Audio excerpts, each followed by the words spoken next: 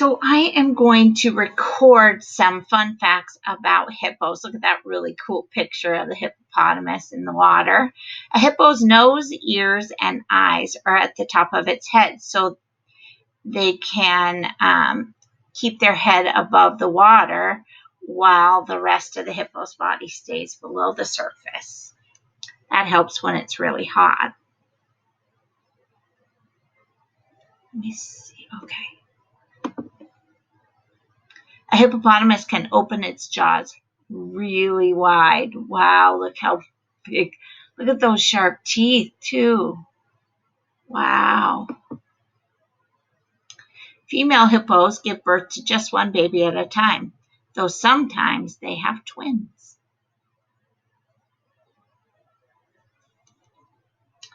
Let's see if there's any other fun information. So groups of hippos are led by one large male. The other members are females, they're young, and a few young adult males. The leader of the group keeps control of his territory by fighting off other hippos. The family of hippos spends most of the day in the water. Staying underneath helps a hippo stay cool in the hot tropical climate where it lives. So if there's a bunch of hippos together, they call it a school, just like a bunch of fish together is called a school. A bunch of hippos is called a school too. I didn't know that. They can live to be up to 40 years old. They can weigh up to 4 tons. They are herbivores, which means they eat only plants. Interesting. With those teeth, you would think that maybe they ate some meat. The hippos, I already read that part. A hippo can breathe, see, and hear even while its body is underneath the water. When a hippo goes completely underwater, its nose and ears automatically close so that no water gets into them. Hippos are great swimmers and can hold their breath for about 5 minutes. That's a long time.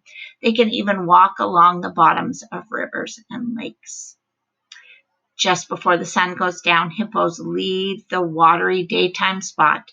They go on to land and walk as far as 5 miles from the water to graze on short grasses, which is their main food.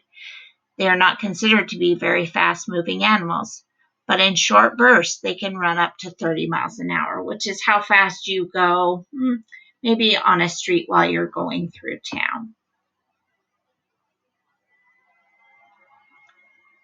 So they eat all night long.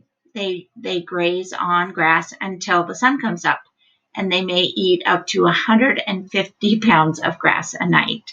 So if you were going to have a hippopotamus in your zoo, you would have to have so much grass for them to eat.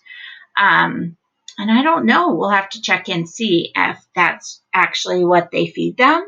I know that they feed hippopotamuses. We talked a little bit about pumpkins, so maybe they feed them something else while they're in the zoo, but they do eat grass when they're in the wild.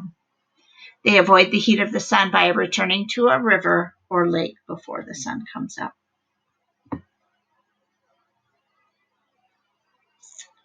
This says amazing animals, hippo. I wonder what they feel like if you touch their skin. What do you think?